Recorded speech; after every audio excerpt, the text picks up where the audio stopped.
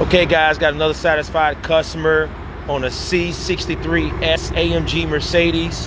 Had some curb rash and we took care of the curb rash in one day. This is a beautiful car. Believe it or not, it's for a 20-year-old. Mom bought her son a AMG Mercedes. Look at this. How could you get to be so freaking lucky at 20 years old? The guy looks like Doogie Howser. He looks so young. Man, I wish I could have this as my first car. That's totally awesome. But we did the curb rash on the wheel. Let me get back to what we do here. The curb rash is on the rear wheel. They were very skeptical.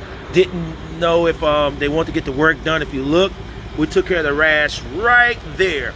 If you look really close, you might see a hint of where it used to be, but it's no longer there.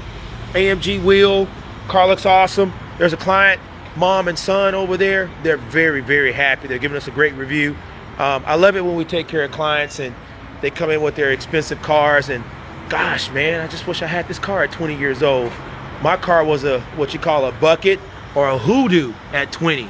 But Houston Wheel Repair, mywheeldoctor.com, we are the best.